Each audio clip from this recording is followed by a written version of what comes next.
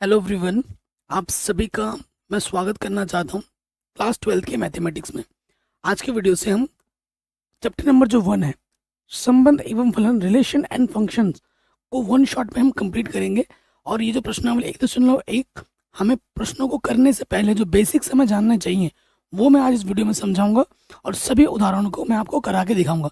Video बहुत important है, video को लाइक कर दो और वीडियो को बहुत शेयर भी कर दो, क्योंकि ये जो चैप्टर है बहुत इंपॉर्टेंट है। मैं बहुत इजी वे में समझा दूंगा। बच्चे बहुत डरते हैं इस चैप्टर से, परंतु डरने वाली कोई चीज़ नहीं है, क्योंकि ये चीज़ थोड़ा बहुत तो आप पढ़ के ही आए हो कक्षा 11 में। सबसे पहले बात करेंगे संबंध, ठीक है, कि संबंध क्या होती है। संबंध के बारे में देखो, हम पढ़ के आए हैं कक्षा 11 में, संबंध है, फलन है, ये पढ़ के आए हैं। तो संबंध, जिसे हम अंग्रेजी में क्या कहते हैं, रिलेशन, ठीक है ना, अंग्रेजी में क्या कहते हैं, रिलेशन। देखो, अगर हमारे पास एक सेट दे रखा है, एक समुच्चय में दे रखा है जिसमें कुछ अवयव तो जरूर हैं, वो खाली नहीं है, ठीक है। हमारे पास अगर एक सेट है, यदि ए हमारे पास कोई यदि ए कोई समुच्चय है, कोई समुच्चय है जो कि खाली नहीं है, ठीक है, जो कि खाली नहीं है, मतलब उस ए के अंदर कुछ ना कुछ अवयव जरूर हैं। ए इज नॉन एम्प्टी, ठीक है। तो आर क्या होता है, जो आर होगा ना, जो संबंध होगा, वो जो संबंध बनेगा ए क्रॉस ए के सबसेट से बनेगा। अगर एक ही हमारे पास क्या दे रखा है, सेट दे रखा है, सिर्फ एक ही सेट हो तो। अगर हमारे पास एक से ज्यादा सेट हो, ठीक है, अगर हमारे पास एक से ज्यादा सेट हो, यदि यदि ए तथा बी, ए तथा बी दो, ठीक है, दो परिमित समुच्चय, परिमित समुच्चय हो तो, मैं भी आपको एग्जाम्पल भी दूंगा, टेंशन मत लो, समुच्चय हो तो आर क्या होगा, तो आर होता है ए क्रॉस बी का सबसेट, ठीक है। जो आर बनेंगे या तो ए क्रॉस बी के सबसेट बनेंगे या पूरा का पूरा ए क्रॉस बी बनेगा। अगर ए हमारे पास एक ही सेट दे रखा है, तो जो संबंध होगा वो ए क्रॉस एक पूरा आएगा या फिर ए क्रॉस ए का सबसेट आएगा, ठीक है। अब इस चीज को समझने के लिए हम ले लेते हैं एक एग्जाम्पल, ठीक है, हम ले लेते हैं एक एग्जाम्पल। हमारे पास, मैंने माना ए हमारे पास है 1,2 और बी मेरे पास है 3, 4, 5, ठीक है। मैं अभी आपको बाय एग्जाम्पल भी रखूंगा कुछ, और फिर देखते हैं कि कौन सा संबंध होगा और कौन सा नहीं होगा, वो आप ही बोलने लगोगे फटाफट फटाफट, ठीक है। सो देखो, अगर सबसे पहले ए क्रॉस बी का मतलब क्या हुआ, ए और बी की कार्तीय गुणन, ठीक है, ए और बी के कार्तीय गुणन। ए के पास है 1,2 और बी के पास है 3, 4, 5। कार्तीय गुणन पहले निकाल के रख लो एक साइड में। देखो, 1 का 3 के साथ, 1 का 4 के साथ और 1 का 5 के साथ, ये हो गया। फिर 2 का 3 के साथ, 2 का 4 के साथ और 2 का 5 के साथ, ठीक है। ये हमारे पास ए क्रॉस बी है। तो अगर हमारे पास दो सेट है ए और बी, तो हमारे पास जो total number of A cross B है वो ये है। जो भी संबंध बनेगा वो इन्हीं में से ही बनेगा, इससे बाहर कुछ भी आएगा तो वो परिभाषित नहीं है, वो संबंध हो ही नहीं सकता, ठीक है, वो डिफाइन नहीं होगा, परिभाषित नहीं होगा। अब मैं कुछ आपके सामने एग्जाम्पल रख रहा हूँ। जैसे कि मेरे पास है R1, एक R1 मैंने ले लिया, जो कि मेरे पास है 1,3, 2,4 है, ठीक है। मैंने एक R2 ले लिया, जो कि मेरे पास है 1,3 और 2,5 एंड 2,7, ठीक है, ये ले लिया। एक मैंने ले लिया R3, जिससे मैंने ले लिया 2,3, 1,3, 2,4, 2,5, ठीक है, ये मैंने ले लिया। अब ये R1, R2, R3 मैंने समझ लिए हैं इस एग्जाम्पल के लिए। अब हमें बताना है कि इनमें से कौन सा संबंध है और कौन सा संबंध नहीं है, ठीक है। आइए देखते हैं। तो भैया, इसमें 1,3 है, इसमें 1,3 है, 2,4 है, 2,4 है, तो ये संबंध है। इसके जितने भी अवयव हैं वो ए क्रॉस बी से लिए गए हैं। तो अभी हमने क्या देखा कि भैया, जो भी संबंध होता है ना आर, वो ए क्रॉस बी का सबसेट होता है या फिर ए क्रॉस बी पूरा का पूरा होता है। अगर हम ए क्रॉस बी पूरा ले रहे हैं, जो संबंध हमारा बन रहा है, हमें ए भी दे रखा है और बी भी दे रखा है, और संबंध ए क्रॉस बी के सभी अवयव आ जा रहे हैं उसके अंदर, तो ऐसे संबंध को हम सार्वत्रिक संबंध कहते हैं। क्या कहते हैं? सार्वत्रिक संबंध। ये कक्षा 11 में आपने पढ़ा होगा। अगर सपोज करो ये पूरा का पूरा अगर मैं ले लेता, इसे मैं एक संबंध आर मान लेता हूँ, अगर ये पूरा मैं ले रहा हूँ, तो इससे क्या कहेंगे? इस संबंध को हम क्या कहेंगे? इस संबंध को कहेंगे हम सार्वत्रिक संबंध। ठीक है, यूनिवर्सल रिलेशन कहते हैं अंग्रेजी में इसको। जब आप ए क्रॉस बी पूरा लोगे ना, तो उस संबंध को हम क्या कहेंगे? सार्वत्रिक संबंध, यूनिवर्सल रिलेशन। ओके बच्चों, अब आ जाती है इस वाले एग्जाम्पल में। भैया 1,3 यहाँ है, बिल्कुल यहाँ है, 2,5 यहाँ है, 2,5 यहाँ है, 2,7 कहाँ है इधर भाई? जो 2,7 है वो इसमें ए क्रॉस बी में है क्या? नहीं है। तो अगर एक भी एलिमेंट्स आउटसाइड आ गया, बाहर से आ जा रहा है, तो फिर वो संबंध नहीं होता है। तो ये भैया संबंध नहीं है, ये संबंध नहीं है। अब आ जाते हैं R3 पे। अच्छा भैया 2,3 यहाँ है, 2,3 भैया यहाँ पे है, 1,3 भैया यहाँ पर है, 1,3 भी भैया यहाँ पर है, 2,4 यहाँ पर है, 2,4 यहाँ पर है, 2,5 यहाँ पर है, 2,5 भी यहाँ पर है। सभी जो अवयव है वो यहीं से लिए गए हैं ए क्रॉस बी से, तो भैया ये संबंध हो जाएगा, ये संबंध हो जाएगा। आपके बोर्ड एग्जाम में एक क्वेश्चन ऑब्जेक्टिव में हर साल आता है कि ए से बी में संबंधों की संख्या कितनी होगी, बताइए। पक्का आता है, गारंटी के साथ लिख लो। ठीक है, अगर आपसे एग्जाम में पूछ दे कि भैया बताओ ए से बी में संबंधों की संख्या कितनी होगी, संबंधों की संख्या कितनी होगी, संबंधों की संख्या बताओ कितनी होगी, तो आप क्या कहोगे? मैं आपको चित्र बना के समझाता हूँ। देखो ये हमारे पास ए है और ये हमारे पास बी है। ठीक, ये हमारा क्या है भैया? ये ए है, ये बी है, ए से बी में हमारा संबंध जा रहा है। हम मान लेते हैं कि ए के अंदर m अवयव है और बी के अंदर n अवयव है। तो जो संबंध होगा ना, संबंधों की संख्या बराबर जो सूत्र होता है वो होता है 2 की पावर NA गुणा NB। इसका मतलब क्या होता है कि ए के अंदर जितने अवयव हैं गुणा बी के अंदर जितने अवयव हैं। ठीक है, यानी कि जो सूत्र यहाँ बन जाएगा 2 की पावर m गुणा n। इसे आप नोट करके लिख लीजिए। मैं जो भी बता रहा हूँ किताबी लैंग्वेज से हट के बता रहा हूँ। देखा, मैंने कोई किताब विताब नहीं खोला, मैं कुछ लिख के भी नहीं लाया, आपको मस्त इजी वे में समझा रहा हूँ। और आप मेरा दावा, अगर आप ध्यानपूर्वक सिर्फ देखो बैठ के, चुपचाप लिखो भी मत, आप एक ही बार में समझ जाओगे, एक ही बार में। ठीक है, सबसे पहले आर क्या होता है, संबंध क्या होता है? हमारे पास अगर एक अवयव मतलब एक सेट दे रखा है, एक समुच्चय दे रखा है, तो आर जो होगा वही आर होगा जो ए क्रॉस ए का सबसेट होगा। अगर 2 दे रखा है तो ए आर जो होगा वो ए क्रॉस बी का सबसेट होगा। इससे बाहर कुछ बन नहीं सकता, इसके अंदर के ही अवयव होंगे। सिंपल सी बात है।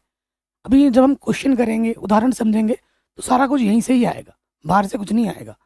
ठीक, अगर हमें ए से बी में संबंधों की संख्या निकालनी है तो भैया क्या है कि अगर ए में m अवयव है, बी में n अवयव है, तो उसका फॉर्मूला क्या होता है? 2 की पावर m क्रॉस n। ये क्वेश्चन आपके ऑब्जेक्टिव में हर साल आता ही आता है, और ये सभी हिंदी मीडियम बोर्ड्स के लिए इंपॉर्टेंट है बच्चों।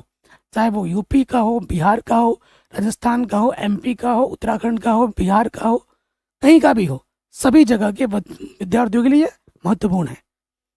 चलिए अब हम संबंध के प्रकार के में आ जाते हैं, क्योंकि इस प्रश्नावली में तो हम संबंध सीखेंगे। 1.2 प्रश्नावली में फलन के बारे में सीखेंगे। ठीक है, फलन क्या होता है उसके बारे में सीखेंगे। तो जो संबंध के बारे में हम पढ़ने वाले हैं वो है रिक्त संबंध। ठीक है, रिक्त संबंध आधारित क्वेश्चन एग्जाम में नहीं आएगा। सार्वत्रिक संबंध, ये भी एग्जाम में क्वेश्चन नहीं आएगा। ठीक है, तो ये चीज़ हम पहले से जानते भी हैं, लेकिन मैं आपको फिर से एक बार रिकॉल करा दूंगा। लेकिन ये 2 टॉपिक एग्जाम में नहीं आएंगे। स्वतुल्य संबंध एग्जाम में 100% आएगा, सम्मित संबंध एग्जाम में 100% आएगा, संक्रामक संबंध एग्जाम में 100% आएगा, तुल्यता संबंध एग्जाम में 100% आएगा। तो ये हम डिटेल में सीखेंगे। अच्छा, इन संबंधों पे जाने से पहले मैं कुछ और एक ऐड कर देता हूँ जो आपको पहले से पता है, लेकिन मैं चाहता हूँ आपको फिर से एक बार रिकॉल करा दिया जाए। ठीक है ना, रिकॉल करा दिया जाए। तो देखिए हमारे पास क्या है, आर मैंने ले लिया, चूंकि हमारे पास आर क्या होता है, सबसेट होता है ए क्रॉस बी का। ठीक है भैया, ये हम जानते हैं, अभी आपने बताया था। तो देखो, अगर ये मेरे पास ए है और ये हमारे पास बी है, ठीक है। मैंने इसको ए बोल दिया, ये हमने बी बोल दिया, ए से बी में हमारा संबंध हो रहा है, ठीक। अब देखो मैंने इसके अंदर इनपुट रखे हैं 1 2 3 4 5। इसके अंदर है A B C D E F G, ये है। हम मान लेते हैं कि 1 ने मुझे ए दिया, 2 ने मुझे डी दिया, 3 ने मुझे बी दिया, 4 ने मुझे एफ दिया और 5 ने मुझे जी दिया, ठीक है। 5 ने मुझे जी दिया। अब मुझे इस प्रश्न में बताना है कि इसमें प्रांत क्या है, परिसर क्या है, सह प्रांत क्या है, ठीक है। अब एक ट्रिक भी मैं बताऊंगा, अभी ट्रिक की भी बात करेंगे। देखो मैं जो पढ़ाता हूँ कॉन्सेप्ट के साथ ट्रिक भी ज़रूर बताता हूँ, क्योंकि जब हम पढ़ाई शुरू करते हैं मैथ, तो हम पढ़ते पढ़ते हमारे पास एंड में आते आते ना बहुत सारा प्रेशर बढ़ जाता है, बहुत सारे कॉन्सेप्ट का लोड है। हम मैथ भी पढ़ रहे हैं, फिजिक्स भी पढ़ रहे हैं, केमिस्ट्री भी पढ़ रहे हैं। तो मैं भी विद्यार्थी रह चुका हूँ, विद्यार्थी का माइंडसेट क्या होता है हम जानते हैं। तो देखो कॉन्सेप्ट तो अच्छा है, लेकिन मैथमेटिक्स क्वेश्चन को करने के लिए कॉन्सेप्ट के साथ साथ कुछ ट्रिक अगर मालूम हो जाए तो मज़ा ही आ जाता है। तो वो ट्रिक भी मैं आपको ज़रूर बताऊंगा। देखिए हमारे पास ये है, तो ये जो इनपुट्स होते हैं, मेरा पढ़ाने का सिंपल तरीका होता है बच्चों, ये जो इनपुट है 1 2 3 4 5, ये जो मैंने इनपुट रखे हैं, इनपुट का जो कलेक्शन होता है, इसे मैं आम भाषा में क्या बोलता हूँ, इनपुट। देखो जो भाषा मैं यूज़ करता हूँ ना, हो सकता है कई लोग मेरा कॉपी करें, करते भी हैं, ठीक है। और कुछ छपरी यूट्यूबर आ रखे हैं मार्केट में जिन्हें खुद कुछ नहीं आता है, ठीक है, जो इनका बैकग्राउंड मैथमेटिक्स नहीं है, वो अवाल बवाल कुछ इधर उधर सीख के आ रहे हैं, वो आपको उल्टा पुल्टा समझा रहे हैं। तो इनसे बच के रखो, ऑथेंटिक टीचर से पढ़ाई करो, ठीक है, जो वेल क्वालिफाइड हो, जो इस स्पेशलाइजेशन से पढ़े हुए उन्हीं से पढ़ो। मैंने कहता सिर्फ मेरे से पढ़ो नहीं, उनसे भी पढ़ो, ठीक है।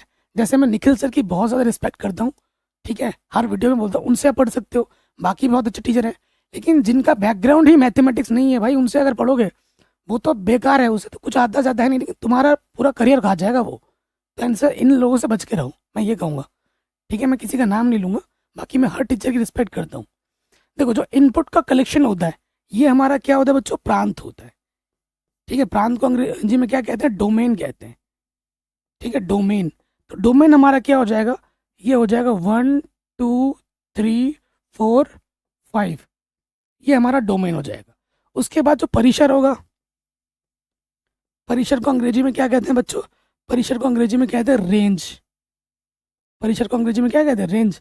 तो 1 ने मुझे ए दिया, 2 ने मुझे डी दिया, 3 ने मुझे बी दिया, 4 ने मुझे एफ दिया और 5 ने मुझे जी दिया।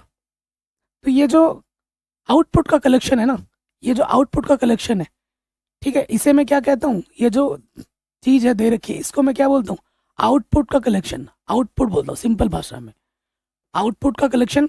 आउटपुट के कलेक्शन को हम क्या कहते हैं, परिसर कहते हैं, रेंज कहते हैं सिंपल भाषा में, ठीक है।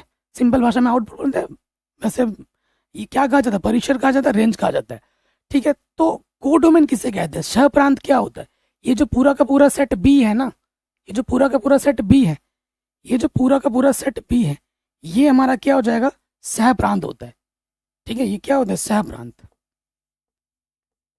सह प्रांत को अंग्रेजी में कहते हैं कोडोमेन। क्या कहते हैं बच्चों, कोडोमेन। कई बच्चों को मैं बता दूं बच्चों, मेरी जो पकड़ है ना, मुझे हिंदी और अंग्रेजी दोनों नॉलेज में बहुत अच्छी कमांड है। मुझे मैथमेटिक्स प्योर अंग्रेजी में भी पढ़ाना आता है, प्योर हिंदी में भी पढ़ाना आता है, क्योंकि मैंने खुद दोनों लैंग्वेज में पढ़ाई की है। 12th तक की पढ़ाई मेरी हिंदी में रही है, उसके बाद मैंने सारी पढ़ाई अपनी अंग्रेजी माध्यम से की है। इसी वजह से मेरे दोनों नॉलेज, दोनों भाषा में अच्छी कमांड है, ठीक है। तो ये माता का आशीर्वाद है। अगर इसको मुझे संबंध के रूप में लिखना है, संबंध के रूप में कि भैया आर का संबंध बताओ, तो संबंध के रूप में क्या होगा, देखो 1 ने मुझे ए दिया, ठीक है, उसके बाद 2 ने मुझे सी दिया, नहीं 2 ने मुझे डी दिया, ठीक है, उसके बाद 3 ने मुझे बी दिया, ठीक है, उसके बाद 4 ने मुझे एफ दिया और 5 ने मुझे जी दिया। तो ये संबंध के रूप में मैंने लिख दिया, ठीक। तो एक ट्रिक क्या है, जब आपके पास कोई संबंध दिया हो तब ये ट्रिक लगेगा, हमेशा नहीं लगेगा। जब संबंध दिया हो तो एक्स कोऑर्डिनेट वाला जो होता है वो हमारा क्या होता है, प्रांत होता है, वो हमारा बच्चों क्या होता है, प्रांत होता है। और वाई कोऑर्डिनेट वाला क्या होता है, कलेक्शन, वो हमारा परिसर होता है, ठीक। यानी कि एक्स कोऑर्डिनेट वाला क्या हो जाएगा, देखो x x x x x, ये देखो प्रांत है ना 1 2 3 4 5, 1 2 3 4 5। ऑर्डर से लेना देना नहीं है, ये जरूरी नहीं कि एक के बाद दो ही आए, दो को आगे लिख दो एक को पीछे लिख दो, उससे फर्क नहीं पड़ता है, इसमें ऑर्डर से कोई लेना देना नहीं है, ठीक है। और यहाँ पे आ जाओ, देखो वाई क्या है हमारे पास, ये वाई है, Y Y Y Y Y, ठीक है। तो परिसर हमारा क्या हो जाएगा भाई, परिसर हमारे पास है ए। देखो ए के बाद तुम बी भी लिख दो, कोई फर्क नहीं पड़ेगा, ए के बाद बी लिख दिया, फिर डी लिख दिया, फिर जी लिख दो, फिर एफ लिख दो, कोई फर्क नहीं पड़ता इससे, ठीक है। लेकिन यहाँ फर्क पड़ जाएगा, वन का ए है तो वन का ए ही लिखना है, वन का जी डी नहीं लिख सकते, यहाँ फर्क नहीं पड़ेगा, इसके ऑर्डर से आप तो आगे पीछे लिखो, उससे फर्क नहीं पड़ता। यहाँ तक बच्चों आपको आया कि नहीं, पहले ये बताइए। सबसे पहले अभी तक देखो मेन चीज पे आया ही नहीं है, अभी हमने बस ये सीखा है कि भाई संबंध क्या होता है, संबंध का जो डिटेल नॉलेज है वो हम जान रहे हैं, प्रांत क्या होता है, परिसर क्या होता है, ये चीज़ हमने जाना। लेकिन अभी जो मेन चीज़ हम पढ़ना है वो ये है, ये वेरी इंपॉर्टेंट है, और एग्जाम में प्रश्न इन्हीं टॉपिक्स में से ही आएंगे, इन्हीं में से ही आएगा, गारंटी है, ठीक है। तो आपको अच्छे से पढ़ना है, श्रोतुल्य सम्मित संक्रामक। अगर देखो जब कोई संबंध ना श्रोतुल्य भी हो, सम्मित भी हो और संक्रामक भी हो, तो उसको तुल्यता कह देते हैं, उस संबंध को तुल्यता संबंध कहते हैं। तो स्वतुल्य सम्मित संक्रामक, इन तीन को पढ़ेंगे, तीसरा ये वाला ऑटोमेटिकली फिट हो गया। जो संबंध स्वतुल्य होगा, सम्मित होगा और संक्रामक होगा, वही संबंध हमारा तुल्यता संबंध होता है, ठीक है जी। चलिए अब आते हैं पहला संबंध, मैंने बोला ये आउट ऑफ सिलेबस को है, लेकिन हम रिवीजन के लिए पढ़ रहे हैं, लेकिन एग्जाम में नहीं आएगा। रिक्त संबंध, रिक्त मतलब होता है खाली, ऐसा संबंध जो जिसका अस्तित्व ही नहीं है, जो तुम्हें मिलेगा ही नहीं, ठीक है। तो वो हमारा संबंध क्या कहलाएगा, रिक्त संबंध कहलाएगा। आर को हम लिखते हैं फाई, ऐसे प्रेजेंट किया जाता है, ठीक है। और इसको ऐसे भी प्रेजेंट किया जाता है कि ऐसा समुच्चय लिखेंगे इसके अंदर कोई भी पद नहीं है, यानी कि ये क्या है, रिक्त समुच्चय है, ठीक है, रिक्त से संबंध है, ठीक। सार्वत्रिक संबंध मैंने अभी आपको बताया था, आपके पास एक सेट दिया होगा, उस सेट के जितने भी मेंबर हैं ए क्रॉस बी के, सारे को ले लो, वो संबंध क्या कहलाएगा, सार्वत्रिक संबंध कहलाएगा। ये चीज है, इस पे क्वेश्चन एग्जाम में बिल्कुल भी नहीं आएगा, ठीक है, इस पे क्वेश्चन नहीं आएगा। देखो ये मेरे पास एक सेट दे रखा है, एग्जाम्पल के तौर पे आपने ए क्रॉस ए निकालना है, और इसके सारे मेंबर, इसके सारे अवयव हमने ले लिया, ठीक है। ये देखो ये सारे मेंबर मैंने ले लिया, ये सारे ए क्रॉस ए के सारे मेंबर मैंने ले लिए, तो ये संबंध क्या कहलाएगा, ये संबंध कहलाएगा हमारा सार्वत्रिक संबंध, यूनिवर्सल रिलेशन, ठीक है, ये कहलाता है। तो ठीक है जी, बस समझने के लिए सही है, ये हम कक्षा 11 में डिटेल में पढ़ चुके हैं ऑलरेडी, एक बार थोड़ा और पढ़ लिया। अब जो संबंध आने वाले हैं बच्चों, उनको कान खोल के सुनिएगा, ठीक है। पहले आराम से देखना है, लिखने में जल्दबाजी मत करो, लिखना दोबारा देख के, पहले आपको कान खोल के समझना है, और मैं आसान भाषा का प्रयोग करूंगा तो आप फट से समझ जाओगे। और ये मेरे आसान भाषा लोग कॉपी करते हैं, जैसे पहला वाला संबंध है ना स्वतुल्य, इसको बोलता हूँ खुद का संबंध खुद के साथ, भाई मेरा संबंध मेरे साथ, तो ये स्वतुल्य हुआ। जैसे सम्मित को क्या कहेंगे, एक का जैसे मैं हूँ, मेरा छोटा भाई, मेरा संबंध मेरे भाई के साथ है, तो भाई का संबंध मेरे साथ होगा, ठीक है। और बहुत सिंपल तरीके में समझाऊंगा, टेंशन मत लो। तो सबसे पहले वाले में आ जाते हैं स्वतुल्य संबंध, जिसे अंग्रेजी में कहते हैं रिफ्लेक्सिव रिलेशन, ठीक है, रिफ्लेक्सिव रिलेशन। देखो ये क्या होता है, अगर आपके पास कोई समुच्चय है, ए आपको कोई दे रखा है, और ए के अंदर कुछ अवयव बैठे हैं, ठीक है, जैसे ये एग्जाम्पल मैंने अभी लिया है, ठीक है। तो क्या होता है कि ए का संबंध ए के साथ होना चाहिए, ए का संबंध क्या होना चाहिए, ए के साथ होना चाहिए, अभी एग्जाम्पल दूंगा समझ जाओगे, तो जाके वो संबंध क्या कहलाता है, स्वतुल्य कहलाता है। और हर एक ए उस सेट से आना चाहिए, हर एक के लिए सब बात सही होनी चाहिए, समझो। देखो ये है खुद का संबंध खुद के साथ, एक का संबंध एक के साथ, आर का मतलब रिलेशन, और ये क्या है, इस चिन्ह का मतलब क्या होता है, बिलोंग्स टू, उसके अंदर है, उसके अंदर है, ये भाव आता है इस चिन्ह से। तो देखो हमारे पास हमने एक उदाहरण लिया है, उदाहरण मैंने क्या लिया, ए मैंने लिया 1 2 3, एक एग्जाम्पल, इसके अंदर कितने अवयव हैं भैया, 1 2 3, तो जितने अवयव होंगे उनका उन सभी का खुद का संबंध खुद के साथ होना चाहिए, देखो हमें प्रश्न में आर दे रखा है, ये दे रखा है आर, तो देखो खुद का संबंध खुद के साथ है, वन का वन के साथ, टू का टू के साथ, थ्री का थ्री के साथ, वन का मिल गया, टू का मिल गया, थ्री का मिल गया। तो ये जो दिया गया संबंध है ये एक स्वतुल्य संबंध है। सिंपल सी बात है, जब हमारे पास समुच्चय में जितने अवयव दिए हुए होंगे उन सभी अवयव का खुद का संबंध खुद के साथ अगर हो जाता है तो हम उस संबंध को स्वतुल्य संबंध कहते हैं। इतनी सी बात है, सिंपल। एक एग्जाम्पल और ले लेते हैं, एक एग्जाम्पल हम और लेते हैं, उदाहरण पे आ जाते हैं।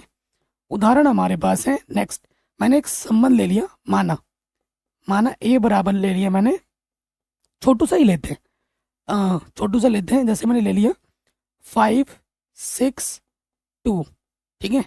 ये एक समुच्चय ले लिया मैंने और मेरे पास संबंध आर बराबर कुछ इस प्रकार से, जैसे 5 है, 6 2 है, ठीक है, 5 2 है और 6 भी है।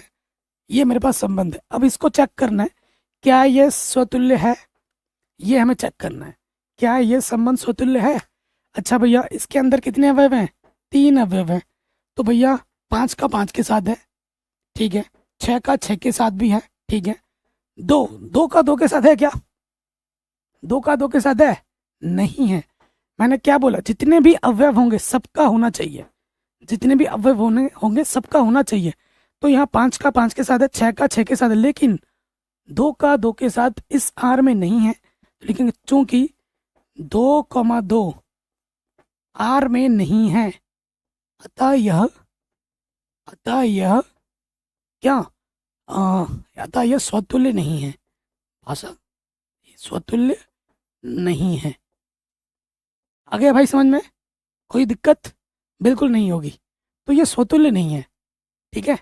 फिलहाल हम स्वतुल्य पे नजर दौड़ा रहे हैं, तो ये कॉन्सेप्ट तो आ गया होगा, हम श्योर जरूर आ गया होगा। नेक्स्ट टॉपिक पे आ जाते हैं, सममित संबंध। सममित को अंग्रेजी में कहते हैं सिमेट्रिक। सिमेट्रिक रिलेशन क्या होता है, ठीक है, ये अब हम जानेंगे सीखेंगे। सिमेट्रिक, तो देखो मैंने अभी आपको बोला सिमेट्रिक समझने का आसान वे समझो, ये ए है, ये बी है। अगर मैं बोल देता हूँ सिंपल समझो, ए का भाई बी है, तो बी का भाई भी क्या होगा, ए होगा। हमें बस यही दिखाना होता है कि अगर ए का संबंध बी के साथ है तो हमें बस यही दिखाना है कि बी का संबंध भी ए के साथ होगा, ठीक है। अगर ए का संबंध बी के साथ है तो भाई बी का संबंध भी ए के साथ होगा, ठीक है। यही जस्ट हमें दिखाना है। तो परिभाषा क्या कहती है, परिभाषा क्या कहती है उतना ज़्यादा इंपॉर्टेंट नहीं है, लिखने का तरीका इंपॉर्टेंट है, वो दिखा दूंगा, क्वेश्चन करेंगे हम, टेंशन मत लो। देखो हमारे पास अगर एक कोई सेट है, देखो हमारे पास एक कोई सेट है जिसके अंदर बहुत सारे मेंबर है, बहुत सारे मेंबर है, लेकिन 2 मेंबर मैंने ले लिए A1 A2, ठीक है। बहुत सारे मेंबर है, एक अवयव है, लेकिन इसके अंदर मैंने 2 मेंबर ले लिए, A1 और A2 ले लिया, ठीक है। मैंने क्या किया, यहाँ से उठाया A1 और A2। अगर A1 का संबंध A2 से मैंने ले लिया है, A1 का संबंध A2 में है, A1 A2 belongs to R, इसका मतलब क्या है कि A1 का संबंध A2 से है। तो अगर A2 का संबंध दिखा देता हूं मैं A1 के साथ, तो उसे हम क्या कहेंगे, उस संबंध को हम कहेंगे सम्मित संबंध। और ये इसमें सबका नहीं होना चाहिए, सारे अवयव का नहीं होना चाहिए, ठीक है। जहां पर वहां पर 3 अवयव थे, तीनों का था खुद का खुद के साथ, इसमें ये कंडीशन नहीं होती है, ठीक है। अब ये देखते हैं एग्जाम्पल लेके। हमारे पास एक सेट है, हमारे पास एक सेट है, जब मैंने ले लिया 1 2 3, एक आसान सा एग्जाम्पल लिया है, और मैंने संबंध ले लिया यहाँ पर, ये देखो ये मैंने एक संबंध ले लिया, ठीक है। अब पहले चेक करो क्या ये स्वतुल्य है, जो अभी हम सीख के आए हैं, क्या चेक करो क्या स्वतुल्य है या नहीं है, ठीक है। क्योंकि जो सीख के आए वो क्या है या नहीं है, पहले ये देखो। इसके पास 1 2 3 है, 3 अवयव है, 1 का 1 के साथ, 2 का 2 के साथ, 3 का 3 के साथ, कोई भी नहीं है भाई, ठीक है। तो ये स्वतुल्य तो बिल्कुल नहीं है। अगर तुमसे बोलेगा कि भाई ये जो दिया गया संबंध है क्या स्वतुल्य है, तो आपने देखा भैया 1 1 तो इधर दिख नहीं रहा दूर दूर तक, अगर एक का भी मना होगा तो मना हो जाएगा, यहाँ तो 3 में होना चाहिए ना, एक भी नहीं है भाई, तो मना हो जाएगा, स्वतुल्य नहीं है। लेकिन अगर हम बात करेंगे सम्मित की, जैसे देखो यहाँ पर 1 का संबंध 2 के साथ है, तो 2 का संबंध भी क्या है, 1 के साथ है, ठीक। उसके बाद देखो टू का संबंध यहाँ थ्री के साथ है, तो यहाँ थ्री का संबंध टू के साथ है। तो यहाँ लिखने का तरीका कैसे होता है, हम चेक कर रहे हैं सम्मित। तो एग्जाम में कैसे लिखना है वो मैं आपको बताता हूँ। देखिए आप ऐसे लिखोगे, चूंकि 1,2 आर में है, ए का संबंध बी में, तो बी का संबंध दिखाओ, और 2,1 भी हमारा क्या है, आर में है। ठीक है, उसके बाद आगे 2,3 आर में है, लेकिन 3,2 आर में नहीं है। ये भी आर में है, तो देखो 3,2 आर में, तो 2,3 भी आर में, तो अतः ये क्या हो जाएगा, अतः यह सम्मित है, सम्मित संबंध है। अब आपको मैं एक एग्जाम्पल दूंगा, देखना कि वो होता है या नहीं होता है, वो आपको बताना है। ये आ गया, जरूर आ गया होगा। अब मैं आपको और एक एग्जाम्पल लेता हूँ आपकी आंखों के सामने। मैंने एक सेट ले लिया है, ए सेट ले लिया है, जिसके अंदर 1 2 3 रखते हैं, 1 2 3 रखा। अब आप बताओगे, और ये मैंने संबंध लिया आर बराबर ले रहा हूँ मैं,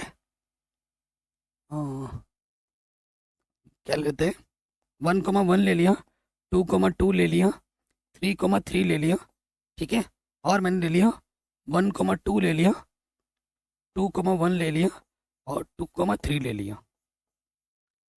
ठीक है, ध्यान से देखना, अगर यह कर दिया ना आपने, तो मैं समझ जाऊंगा कि भाई स्वतुल्य भी आप समझ गए और सम्मित भी आप समझ गए हो कॉन्सेप्ट। ठीक है, सो देखिए यहाँ पे आ जाएंगे, कितने पे बच्चों इसमें, 1 2 3, तो खुद का खुद के साथ, 1 का 1 के साथ, 2 का 2 के साथ, 3 का 3 के साथ मौजूद है। तो भाई ये क्या हो गया, स्वतुल्य हो गया। एग्जाम में लिखने का तरीका क्या होगा स्वतुल्य के लिए, बता देते हैं। स्वतुल्य के लिए क्या होगा, चूंकि 1,1 आर में है, 2,2 आर में है, 3,3 आर में है, अतः यह क्या है, अतः यह स्वतुल्य है। स्वतुल्य तो ये हो गया। अब हमें चेक करना है कि क्या ये सम्मित है या नहीं है। ठीक है, आप कहोगे भैया 1 का 2 के साथ है, 2 का 1 के साथ है, बिल्कुल ये सम्मित है, यही बोलोगे ना। भैया 1 का 2 के साथ है, तो 2 का भी तो 1 के साथ है, सम्मित है। सही बात है, सम्मित है, लेकिन रुको, थोड़ा ध्यान से देखो। ठीक है, थोड़ा ध्यान से देखो, हमेशा ध्यान देना है। ठीक है, 2,3 देखो, 2,3 आर में उपस्थित है, लेकिन 3,2 क्या आर में है, नहीं है। भले ही 1,2 है, 2 का 1, है, लेकिन भाई इसने आगे खेल बिगाड़ दिया है। भैया 2,3 है, ए का संबंध बी के साथ है, तो बी का संबंध ए के साथ है ही नहीं भाई, 3,2 आर में है ही नहीं, अतः ये क्या नहीं होगा, सम्मित नहीं है, सम्मित नहीं है। भाई मैथमेटिक का फंडा क्या होता है, जब हाँ है तो सबके लिए हाँ होनी चाहिए, किसी के लिए पार्शलिटी नहीं चलती है। आप केमिस्ट्री पढ़ते हो ना, एक्सेप्शन चलता है, एक्सेप्शन, कि भाई इसके लिए एक्सेप्शन है, ये नियम इसके लिए नहीं है बना हुआ है, बाकी सबके लिए तो है। इसमें ऐसी कोई पार्शलिटी नहीं चलती मैथमेटिक्स, इसीलिए मैथमेटिक्स बोला जाता है सभी विषयों की रानी कहा जाती है। ठीक है, मैथ नहीं आएगा आपको तो भौतिक विज्ञान नहीं कर पाओगे, मैथ के बिना केमिस्ट्री अधूरी है। ठीक है, तो मैथ होती है क्वीन हर विषय की, और इसीलिए हमारा बचपन से फेवरेट सब्जेक्ट रहा है गणित। आपका फेवरेट सब्जेक्ट क्या है हमें ज़रूर बताएं। तो आशा करता हूँ आप सिमेट्रिक संबंध क्या होता है, सम्मित संबंध क्या होता है, वो समझ गए होंगे आसानी के साथ। ठीक है, चलिए आगे बढ़ते हैं। संक्रामक संबंध। ठीक है, संक्रामक संबंध का समझाने का मेरे पास आसान तरीका है। देखो, ए बी और सी 3 अवयव यहाँ लिया जाता है, यहाँ पर 2 की 3 की जरूरत पड़ती है। तो इसमें क्या होता है, अगर ए का संबंध बी के साथ है और अगर बी का संबंध सी के साथ है, तो हमें बस ये दिखाना होता है कि भैया ए का संबंध भी सी के साथ हो जाएगा। देखो, अगर अगर ए का संबंध बी के साथ है, अगर बी पे खत्म हो रहा है ना, बी से शुरू करोगे, बी का संबंध सी के साथ है, ठीक है, तो हमें बस ये दिखाना होता है कि ए का संबंध सी के साथ अगर हो जाता है तो तब जाके इसे हम क्या कहेंगे, संक्रामक कहेंगे। ठीक है, तब जाके, अगर नहीं होता तो नहीं कहेंगे। तो अभी तो इसके शानदार शानदार क्वेश्चन करेंगे प्रश्नावली में, टेंशन क्यों ले रहे हो। अगर यहाँ पर मैं जो चीज़ समझा रहा हूँ वो बेसिक समझा रहा हूँ, छोटे छोटे आसान आसान एग्जाम्पल लेके, अगर ये समझ गए तो प्रश्नावली आपके लिए एकदम हलवा है, एकदम हलवा, उससे आसान कुछ भी नहीं है। ठीक, चलिए आगे बढ़ते हैं। यहाँ पे आ जाते हैं। देखिए यहाँ पर परिभाषा लिखी हुई है, बवाल सवाल है ना, तो परिभाषा एग्जाम में लिखना नहीं आएगा, परिभाषा उतना इंपॉर्टेंट नहीं है, मेन चीज़ है समझना। देखिए हमारे पास एक सेट है, उसके अंदर 3 अवयव मैंने ले लिए, A1 A2 A3, 3 अवयव लिए हैं। बहुत सारे अवयव हैं लेकिन मैंने कोई 3 अवयव लिए हैं। मैंने ये बोला है कि भैया A1 का संबंध A2 के साथ है, या यहाँ बताऊँ, A की जगह A1 है, B की जगह A2 है, और C की जगह इन्होंने A3 ले लिया है। बस देखो A1 का संबंध अगर A2 के साथ है, A2 पे खत्म हो रहा है, A2 के साथ शुरू हो रहा है, A2 का संबंध A3 के साथ है, तो हमें बस ये दिखाना होता है कि A1 का संबंध A3 के साथ है, A1 का संबंध A3 के साथ है, तब जाके हम उसे बोलते हैं कि वह संबंध क्या है, संक्रामक है। ठीक है, तब जाके बोलेंगे, अन्यथा नहीं। चलिए इसी बात पे मैंने एक एग्जाम्पल लिया है, मैं आपको समझा के दिखाता हूँ। देखिए मैंने एक सेट लिया है, मैंने आसान आसान सेट लिए हैं, 1 2 3 लिया है। एक सेट मैंने लिया 1 2 3, और मैंने आर लिया है ऐसा। ठीक है, आर मैंने ले लिया है ऐसा। यहाँ पर आई थिंक गलत कर दिया उसने थोड़ा बहुत। यहाँ देखिए मैंने आर ये ले लिया, आर इसमें संक्रामक नहीं है। देखो आर मैंने क्या ले लिया, आर मेरे पास है 1 2 2 3 और 1 3, ये मेरे पास आर है, सिंपल समझो। ये मेरे पास प्रश्न में आर दिया हुआ है। अब देखो एक का संबंध बी के साथ है, देखो 1 का संबंध 2 के साथ है, आर में है, उपस्थित है बिल्कुल, 2 पे खत्म हुआ, 2 से स्टार्ट करना है। 2 का संबंध 3 के साथ है, 2 का संबंध 3 के साथ है, तो क्या 1 का संबंध 3 के साथ है, 1 का संबंध 3 के साथ है, बिल्कुल है। अर्थात ये संबंध क्या हो गया, अर्थात ये संबंध क्या हो गया, संक्रामक हो गया। ठीक है, अर्थात ये संबंध क्या हो गया, संक्रामक हो गया। आई बात समझ में, सिंपल एकदम। अब देखो अगला जो है टॉपिक, अगला टॉपिक क्या है, तुल्यता संबंध। तुल्यता संबंध क्या होता है, इक्विवेलेंस रिलेशन। मैंने अभी आपको बोला अगर कोई संबंध नंबर 1 स्वतुल्य है, सम्मित है और संक्रामक है, तो उस संबंध को हम क्या कहते हैं, उस संबंध को हम तुल्यता संबंध कहते हैं, इक्विवेलेंस रिलेशन कहते हैं। अगर कोई भी संबंध मना कर देगा, तीनों में से अगर 2 है एक नहीं है, तो वो क्या तुल्यता संबंध नहीं होगा। कोई भी तीनों में से तीनों होगा तभी जाके उसको हम तुल्यता संबंध कहेंगे, अदरवाइज नहीं कहेंगे। ठीक, कोई डाउट, कोई दिक्कत यहाँ तक नहीं होनी चाहिए। अच्छा ये चीज़ हो गई। अब हम कुछ एनसीईआरटी के उदाहरण को करेंगे। ठीक है, एनसीईआरटी के उदाहरण कुछ एक आध उदाहरण इंपॉर्टेंट है, वो मैं बता दूंगा, जो बोर्ड एग्जाम में पूछे जाते हैं बार बार, वो मैं करा दूंगा। ये जो टॉपिक है तुल्यता वर्ग, इक्विवेलेंस क्लास, तो देखो जब कोई संबंध तुल्यता संबंध होती है, वहां पर कुछ एलिमेंट्स दिया जाता है, कोई पद, कोई अवयव दिया जाता है। अगर वो अवयव उस सेट से संबंध रख लेता है तो उन अवयव को हम कहते हैं तुल्यता वर्ग, इक्विवेलेंस क्लासेस। इसके समझने के लिए कोई परिभाषा नहीं है, इसको हम करेंगे क्वेश्चन के साथ, और ये क्वेश्चन करेंगे हम, अभी नहीं करेंगे। ये जो टॉपिक है ये हम बहुत आसान है बहुत, इसको समझने के लिए हमें क्वेश्चन करना पड़ेगा, और वो क्वेश्चन मिलेगा हमें प्रश्नावली 1.1 में। ठीक है, 1.1 में, टेंशन मतलब अभी हम करेंगे, उसके साथ आराम से समझो, क्वेश्चन के साथ समझोगे तो आसानी के साथ समझ में आएगा। क्योंकि इस चीज़ को समझाने के लिए पहले हमें एक क्वेश्चन लेना होगा, उस क्वेश्चन को हमें स्वतुल्य सम्मित संक्रामक दिखाना होगा, और उसके बाद फिर ये बात रखनी होगी। ठीक, तो ये चीज़ अभी हम करेंगे, इसे होल्ड पे रखते हैं। हाँ यहाँ तक आ गया होगा, आगे बढ़ते हैं। चलिए एग्जाम्पल है आपकी आंखों के सामने। ठीक है, ये एग्जाम्पल उतना इम्पोर्टेंट है नहीं एग्जाम के दृष्टिकोण से, लेकिन है तो एनसीईआरटी में हम करेंगे। उदाहरण नंबर 1 हमसे क्या बोल रहा है, मान लीजिए एक किसी बालकों के स्कूल के सभी विद्यार्थियों का समुच्चय है। दर्शाइए कि, देखो संबंध क्या दे रखा है, ए से बी में एक ऐसा संबंध है कि ए बी की बहन है।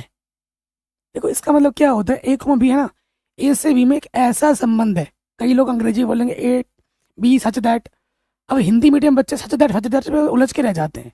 अगर मैं आपकी जगह पढ़ रहा होता, कक्षा 12 में रहता, मैंने खुद भी देखा है, जब हम कोई हिंदी मीडियम के विद्यार्थी अंग्रेजी का वर्ड थोड़ा सुनते हैं ना, तो तुम्हें थोड़ा बहुत अनकंफर्टेबल फील होता है ना, सच मैं बोल रहा हूँ, अजीब लगेगा। लेकिन अगर वही मैं बोल रहा हूँ कि ए का संबंध बी के साथ है, तुम्हें मज़ा आ रहा सुनने में, तुम्हें थोड़ा हल्का भी लग रहा है, तो जो जो तुम्हें बात हल्की लगी वही मैं बताऊंगा। ठीक है, देखो इसका मतलब क्या होता है कि ए का संबंध बी के साथ है, और ऐसा संबंध दे रखा है कि जो ए है ना, बी की बहन है, द्वारा प्रदत्त संबंध एक रिक्त संबंध है। तथा दूसरा संबंध जो हमें दे रखा है 8 ए से बी में, ए तथा बी की ऊंचाइयों का जो अंतर है 3 मीटर से कम है, द्वारा प्रदत्त संबंध एक सार्वत्रिक संबंध है। अब देखो, हमें जो ए समुच्चय दे रखा है, हमने को क्वेश्चन में नोटिस किया, ये जो समुच्चय कैसा समुच्चय है, बालकों का स्कूल है, वो बालकों का स्कूल है। ठीक है, यानी कि उस स्कूल में सारे बच्चे जो हैं वो बालक हैं, सारे बच्चे क्या हैं, बालक हैं। और हमारे पास जो आर बोला गया है कि भैया ए से बी में एक ऐसा संबंध है कि ए बी की बहन है।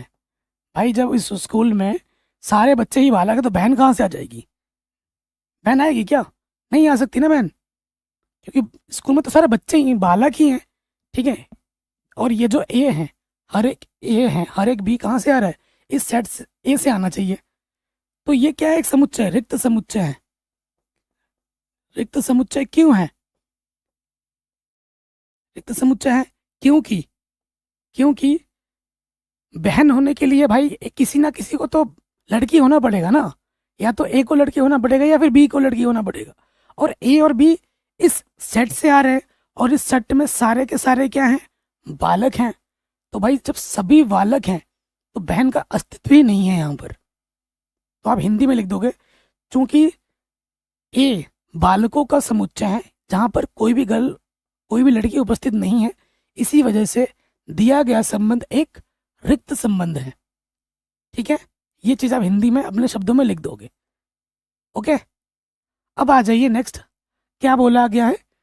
सार्वत्रिक संबंध है। सार्वत्रिक संबंध का मतलब जब पूरा का पूरा संबंध आप जब ले लेते हो, ठीक है, ए क्रॉस ए, यहाँ पर एक है ना, ए क्रॉस ए, उसको हमें पूरा लेना पड़ेगा, क्योंकि ए और बी जो दो विद्यार्थियों का जो अंतर है वो 3 है। अब सपोज करो एक 8 है, मैं सिंपल बताता हूँ, यहाँ पर कुछ विद्यार्थी हैं।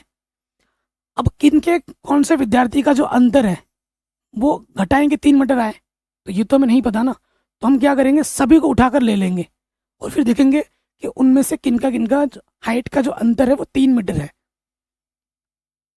3 मीटर से कम है। ठीक है, तो बेसिकली अगर आप ध्यान से देखोगे इन जनरल, ठीक है, ये पूरा का पूरा सेट आ जाएगा, क्योंकि हाइट का जो अंतर होगा वो 3 मीटर से कम ही होगा। क्योंकि मानव की जो हाइट है, हमारे इंसान की जो पूरी हाइट भी अगर होती है ना, तो 2 मीटर के आसपास ही होती है। 2 मीटर भी बहुत होता है भाई, लगभग लगभग 6 फीट।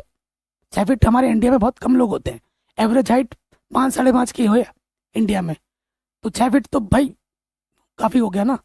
तो 3 मीटर से कम होना चाहिए।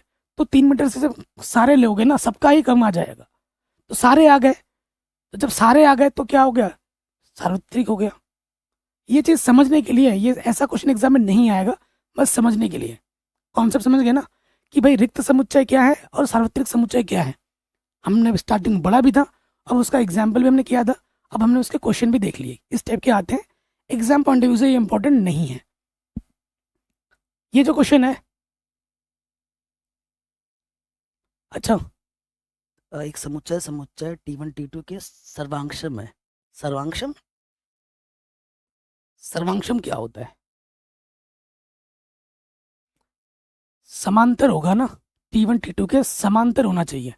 उदाहरण नंबर 2 पे आ जाऊं, एक सेकंड बच्चों, मेरे पास एनसीईआरटी है आपके आंखों के सामने, देखिए यहाँ पर मैं एक बार चेक कर लेता हूँ उदाहरण नंबर 2, क्योंकि सर्वांशम लिखा हुआ है ना यहाँ पर, मुझे थोड़ा डाउट लग रहा है। कहाँ है उदाहरण नंबर 2?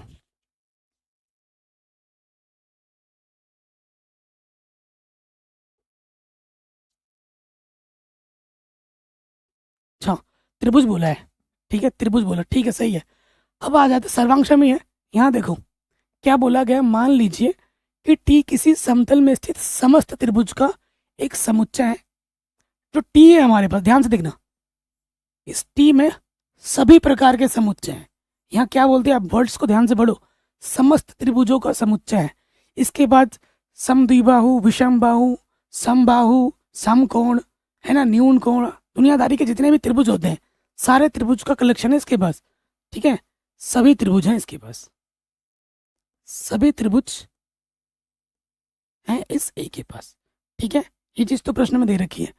और इसने ये बोला है कि आर एक ऐसा संबंध है ना कि T1 T2 के क्या है, सर्वांगशम है।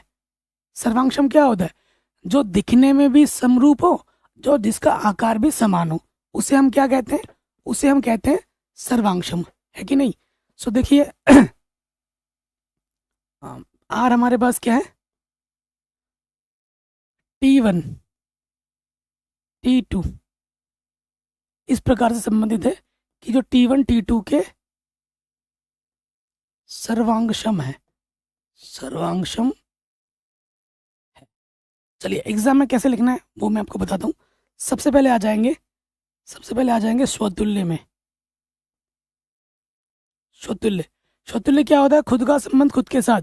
अब मैं एक चीज आपको बताना चाहता हूँ, जब हम एग्जाम में क्वेश्चन अटेम्प्ट करते हैं, कोई चीज अगर हमें सिद्ध करनी है उसे हम बाई लैंग्वेज लिखते हैं, और कोई चीज हमें मना करनी है तो उसे बाई एग्जाम्पल मना करते हैं।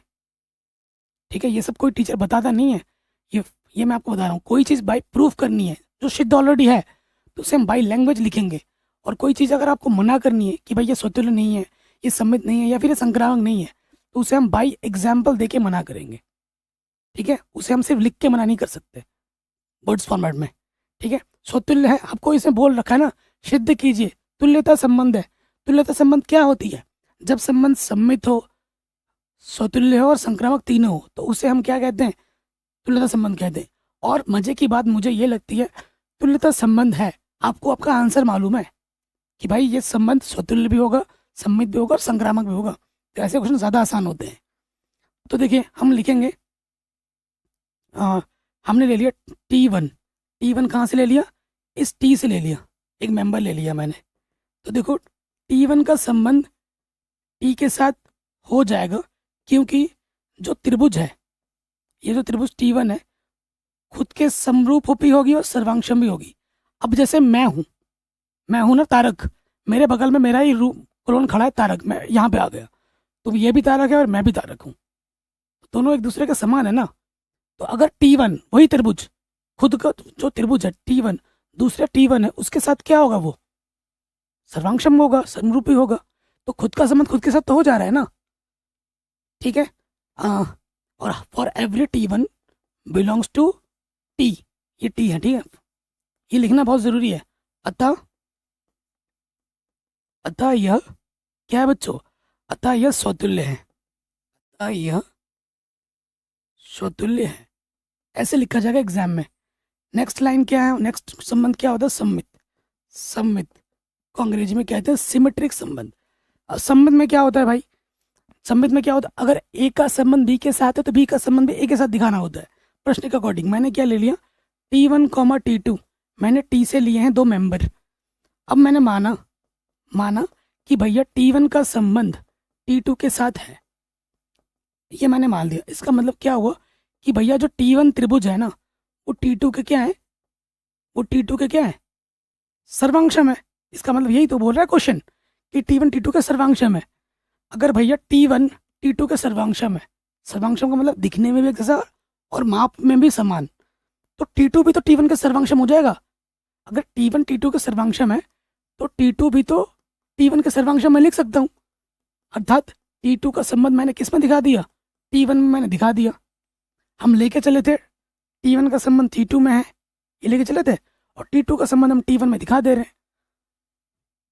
और एवरी T1, T2 कहाँ से आएगा, T से। अतः यह क्या है बच्चों, अतः यह सम्मित है। ठीक है, ये क्वेश्चन एग्जाम में पूछा गया है, शायद आ सकता है, ऐसे क्वेश्चन एग्जाम में आते भी हैं। तो ये अब अगला जो हमें संबंध दिखाना है वो दिखाना है संक्रामक। देख रहे हो भाई, लैंग्वेज प्रूफ कर रहा हूं मैं, क्योंकि सिद्ध करने वाले प्रश्न भाई लैंग्वेज हल होते हैं। ओके, नेक्स्ट पे आ जाते हैं। संक्रामक हो गया। अब आज संक्रामक पे आ जाओ। संक्रामक के लिए मैं 3 अवयव चाहिए। चूंकि मान लो कि ये जो T1 है और ये जो T2 है और ये जो T3 है, हम कहाँ से ले रहे हैं? हम T से ले रहे हैं। यदि T1 आप ले रहे हो T2 में, T1 का संबंध T2 के साथ है, यानी कि जो T1 त्रिभुज है वो सर्वांशम है T2 के। मैं चित्र भी बना के दिखा रहा हूँ ताकि आप आराम से समझ जाओ। फिर T2 पे ख़त्म किया तो T2 से स्टार्ट करना होगा। T2 का संबंध T3 के साथ ले लिया, यानी कि जो T2 वो सर्वांशम है T3 के। T1 T2 के सम बराबर है और T2 T3 के बराबर है, तो ऑटोमेटिकली T1 T3 के क्या हो जाएगा? बराबर हो जाएगा। समीकरण एक दो से इट सिंप्लाइज कि भैया जो त्रिभुज T1 है ना वो सर्वांशम हो जाएगा T3 के। इसका मतलब है कि T1 का संबंध T3 के साथ है, अतः यह क्या है? संक्रामक है। अतः यह संक्रामक है। ये ऐसे लिख देना आपको। उसके बाद क्या करना है? लिखेंगे चूंकि यह संबंध स्वतुल्य सममित संक्रामक तीनों हैं, इसलिए यह एक तुल्यता संबंध है। एग्जाम में बिल्कुल ऐसे लिखा जाएगा। ठीक, कोई दिक्कत या कोई परेशानी नहीं होगी। आगे बढ़ते हैं। अगला क्वेश्चन हमसे क्या बोल रहे हैं? मान लीजिए L किसी समतल में स्थित समस्त रेखाओं का एक समुच्चय है। मतलब जितनी भी प्रकार की रेखाएं होती है ना, सारा रेखा उसके अंदर है उस सेट में। और हमें यह बोल रहा है कि L1 और L2 एक दूसरे से इस प्रकार से संबंधित है कि L1 L2 पर लंब है। समुच्चय L में परिभाषित एक संबंध है। सिद्ध कीजिए कि R सममित है, किंतु यह ना तो स्वतुल्य है और ना ही संक्रामक। ठीक है, अब मैंने मना करना है तो भाई एग्जाम्पल देके मना करूंगा। सबसे पहले देखो, मैं आ जाता हूँ, चेक करूंगा। क्या चेक करूंगा? स्वतुल्य। लंब की बात हो रही है ना। स्वतुल्य संबंध क्या होता है? खुद का संबंध खुद के साथ। देखो, खुद का संबंध खुद के साथ एक रेखा है। ये एक रेखा है L1, तो क्या जो L1 रेखा है खुद के साथ खुद लंब हो जाएगी? ये एक रेखा L1 है, मेरा हाथ, और ये जो रेखा है इसके ऊपर से फिर से वही रेखा गई। क्या ये एक रेखा एक के बाद लंब हो जाएगा? कभी नहीं होगा भाई।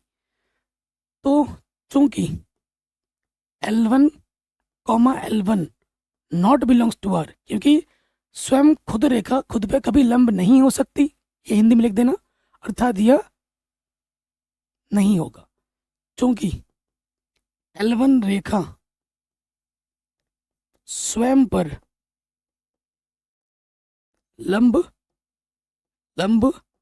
नहीं हो सकती, इसीलिए L1 का संबंध L1 के साथ नहीं है। किसी भी L1 जो आप लो वो L से आ रहा है। ठीक है, अतः यह स्वतुल्य नहीं है, अर्थात यह स्वतुल्य नहीं है। कोई दिक्कत या कोई परेशानी नहीं होगी। अब आते हैं नेक्स्ट वाले पार्ट पे। आ जाओ।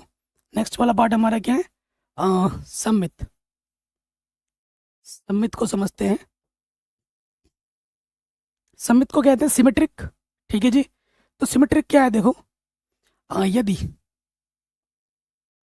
कि L1 का संबंध मैंने ले लिया L2 के साथ, उससे पहले लिखना कि L1 और L2 कहाँ से ले रहे हो? L1 और L2 आप ले रहे हो इस L से। ठीक है, L किसी समतल में स्थित, यहाँ से मेंशन करना है। अगर L1 का संबंध L2 के साथ, यानी कि ये जो L1 रेखा है ये L2 पे क्या है? L2 पे लंब है। तो ये जो L2 रेखा है वो किस पे लंब हो जाएगी? L1 पे हो जाएगी। देखो, अगर ये L1 रेखा L2 पे लंब है तो L2 रेखा भी तो L1 पे लंब है। ठीक है, अर्थात L2 L1 का संबंध भी किसमें आ जाएगा, R में आ जाएगा। अतः यह सम्मित है। For every L1 comma L2 कहाँ से आएंगे, L से आएंगे, ये मेंशन कर देना लास्ट में। अब आ जाओ, क्या है, संक्रामक, तीसरे नंबर पर। संक्रामक में क्या होता है भाई, संक्रामक का कॉन्सेप्ट क्या है कि अगर L1 का संबंध L2 के साथ है, L2 का संबंध L3 के साथ है, तो L1 का किसके साथ होना चाहिए, L3 के साथ। तो वही हम यहाँ लिखेंगे, चूंकि L1 L2 L3 हमने कहाँ से ले लिया, हमने ले लिया L से। अब यहाँ आ जाओ, यदि L1 का संबंध आपने मान लेना है L2 के साथ है, यानी कि प्रश्नानुसार ये जो L1 रेखा है और ये जो L2 रेखा है वो आपस में क्या है, लंब है। L2 पे खत्म किया, L2 से शुरू करो। यदि L2 का संबंध L3 के साथ है, ठीक है, यानी कि L2 रेखा ये जो L3 है, ये जो L3 है उसके साथ लंब है, ठीक, L2 रेखा इस L1 के L3 के साथ लंब है। तो क्या ये L1 और ये L3 रेखा आपस में लंब होगी, ये लंब है क्या, नहीं है ना, ये क्या है, एक सीधी रेखा है, ठीक है। तो L1 लंब नहीं है L3 पर, इसलिए L1 का संबंध L3 के साथ नहीं होगा, ऐसे लिखना होगा मना कर रखने के लिए। अतः यह संक्रामक नहीं है, यह संक्रामक नहीं है। कोई दिक्कत या कोई परेशानी, मुझे नहीं लगता कि होगी कहीं पर। तो ये प्रश्न भी हमने आराम से बना लिया। अब आ जाती है, बात करते हैं उदाहरण नंबर 4। क्या बोल रहा है, सिद्ध कीजिए कि समुच्चय 1 2 3 में R जो हमें दे रखा है 1 1 2 2 3 3 प्रदत्त संबंध स्वतुल्य है, परंतु ना तो सम्मित है और ना ही संक्रामक है। स्वतुल्य तो है, जो चीज प्रूफ होती है उसे हम बाई लैंग्वेज लिखते हैं, और जो चीज हमें मना करनी होती है भाई उसे बाई एग्जाम्पल देके मना करते हैं। तो देखिए, सबसे पहले दिया है एग्जाम में जैसे लिखना है ना वैसे लिखवा देता हूँ कि भैया आपको समझ में तो आ रहा है, लेकिन लिखने का टेक्निक भी तो पता होना चाहिए एग्जाम में कैसे लिखना है। दिया है संबंध हमें समुच्चय ए दे रखा है 1 2 3, अच्छा नाम तो नहीं बोला है ना, तो माना लिख दो, माना ए बराबर ये है। और संबंध हमें जो आर दे रखा है वो दे रखा है कि 1 मुझे 1 दे रहा है, 2 का संबंध 2 के साथ भी है, 3 का संबंध 3 के साथ भी है, 1 का संबंध 2 के साथ भी है, 2 का संबंध 3 के साथ भी है, ठीक है, ये है। अब नंबर 1 पे आ जाओ। सबसे पहला हमें चेक करना है, सबसे पहला हमें चेक करना है स्वतुल्य।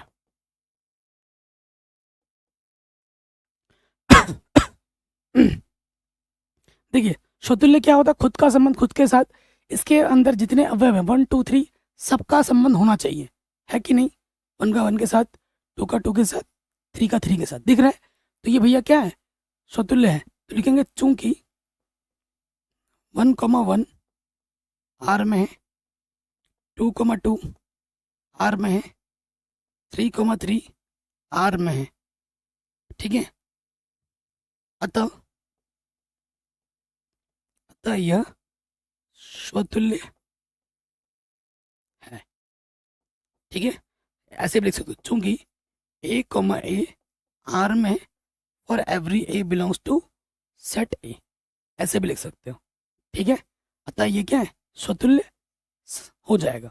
नेक्स्ट हमारा चेक करना है हमें, नेक्स्ट हमें चेक करना है सेकंड नंबर पर सम्मित।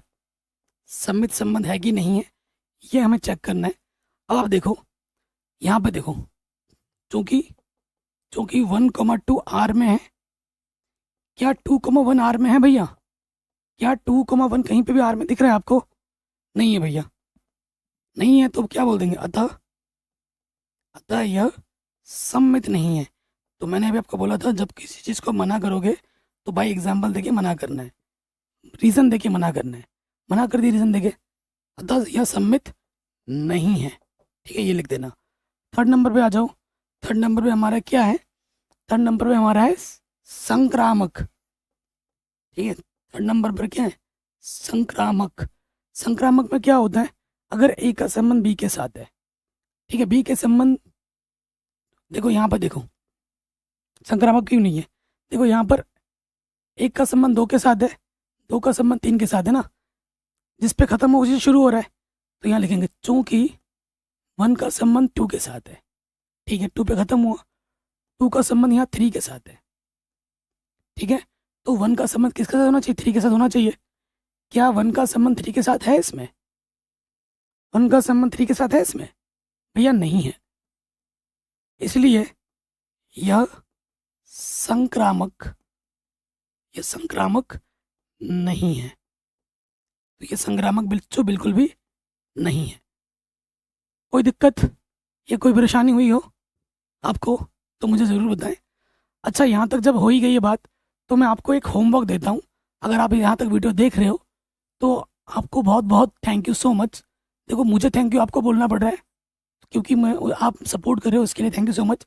लेकिन अगर आप यहाँ तक वीडियो देख रहे हो तो आप खुद को भी एक बार थैंक यू खुद को बोल देना, क्योंकि अगर आप यहाँ तक देख रहे हो तो आपने बहुत सारी चीज़ें सीख लिया है और आपको ये चैप्टर ज़िंदगी भर आसान लगेगा। और फ्यूचर में जब बीएससी बीटेक लोगे तो इस चैप्टर पे सेपरेट दो दो तीन तीन किताब बन जाती है।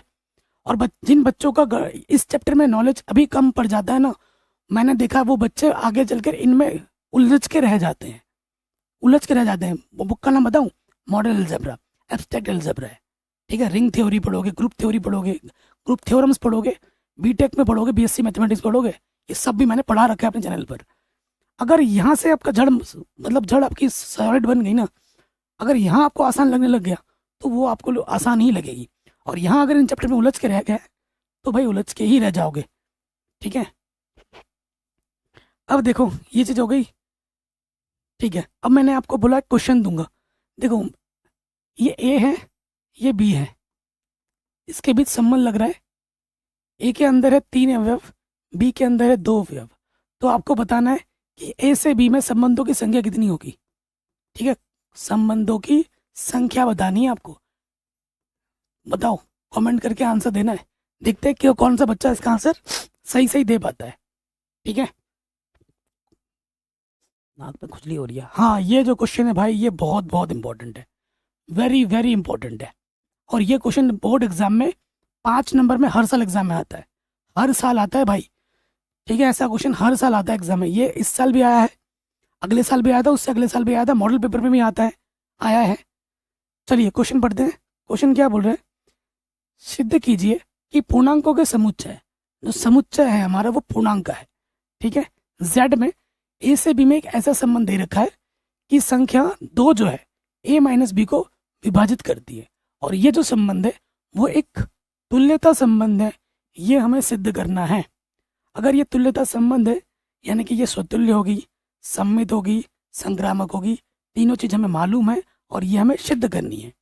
चलिए सबसे पहले हम चेक करते हैं, नंबर वन पे आ जाते हैं। नंबर वन पे आ जाते हैं स्वतुल्य पे। स्वतुल्य बोले तो खुद का संबंध खुद के साथ, ठीक है।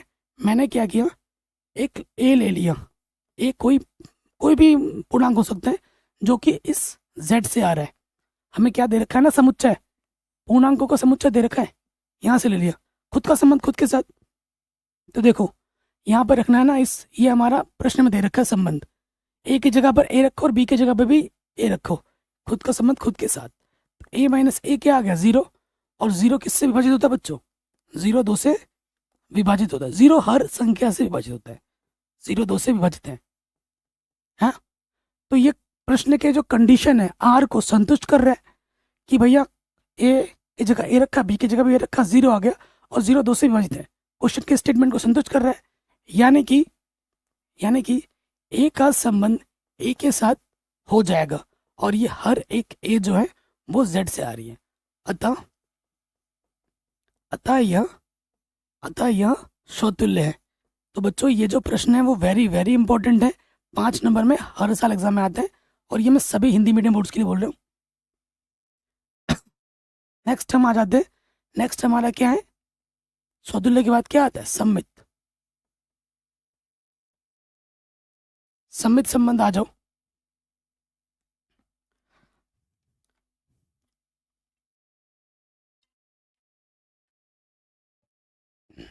सममित क्या होता है?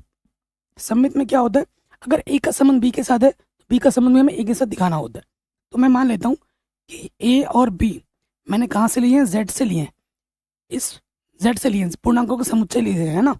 माना माना कि ए का संबंध बी के साथ है। अगर ए का संबंध बी के साथ है तो इसका सीधा सीधा मतलब है कि ए माइनस बी दो से विभाज्य है।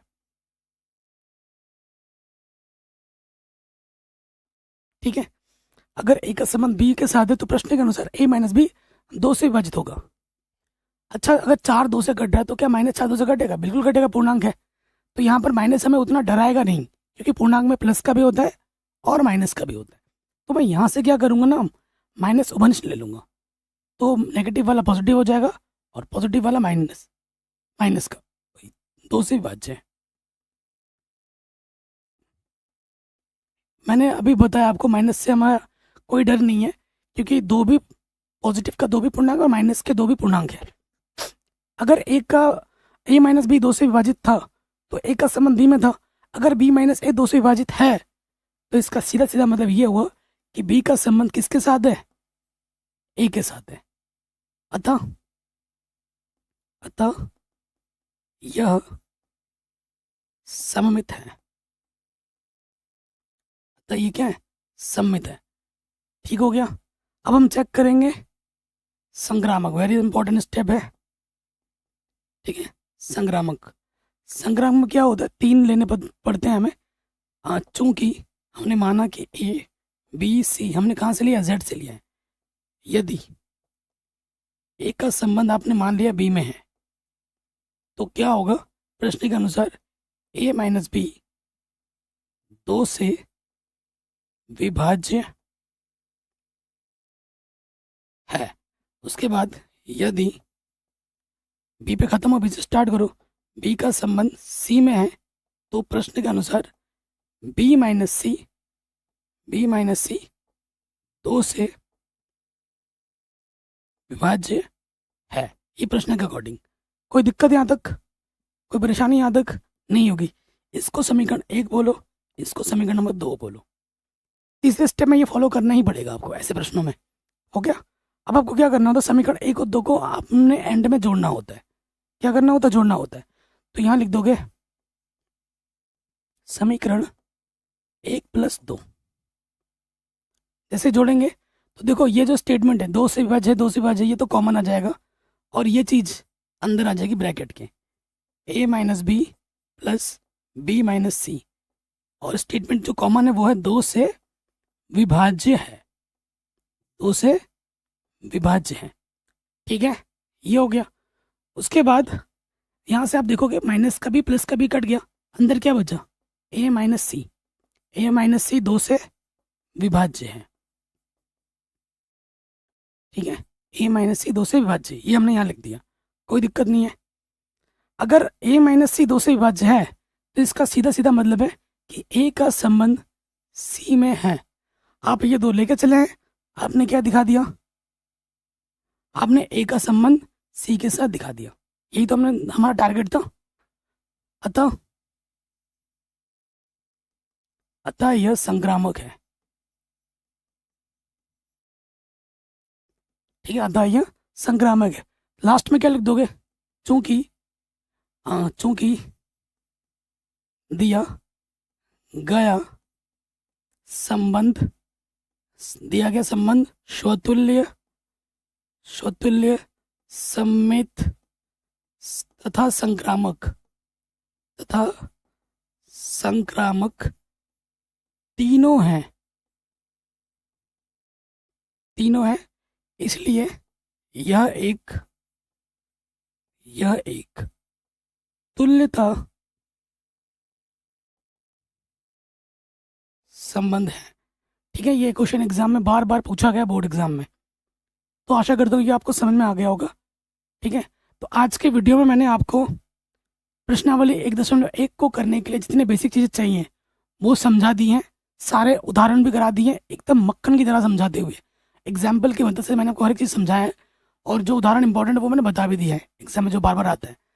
कल के वीडियो में वन शॉट वीडियो में 1.1 कंप्लीट करेंगे, ठीक है। तो प्लीज़ नोटबुक उठाइए, सारा कुछ जो भी आज पढ़ा है आपने अच्छे से लिखना है। और हाँ, जब आप नोटबुक बनाओगे तो इन प्रश्नों को भी लिखना है, सिर्फ क्वेश्चन का सोल्यूशन नहीं लिखना है, प्रश्नों को भी लिखना है। क्योंकि अगर आपको अपना कॉन्सेप्ट स्ट्रॉन्ग करना है, मैथ में रुचि बनानी है, तो आपकी एक फियर कॉपी भी होनी चाहिए। ये जो भी रफ में आप कर रहे हो, रफ में नहीं, फियर कॉपी में अच्छे अच्छे राइटिंग के साथ, कि क्वेश्चन काले पेन से लिख रहे हो, ब्लैक पेन ब्लू पेन से आंसर लिख रहे हो, रेड पेन थोड़ा फॉर्मूला लिख रहे हो, तो दिखने में अट्रैक्टिव लगेगा, ठीक है, और आपका इंटरेस्ट बनेगा उसमें, ठीक है। तो ये चीज़ कीजिए। और हाँ, वीडियो पसंद आई हो तो लाइक करें, शेयर करें, कमेंट करके ज़रूर बताएं आपको नेक्स्ट वीडियो क्या चाहिए। और कल के वन शॉट वीडियो में प्रश्नावली 1.1 को हम डिटेल में कंप्लीट करेंगे। जय हिंद, अपना ख्याल रखें, मिलते हैं आपसे नई वीडियो में। आई लव यू ऑल बच्चों।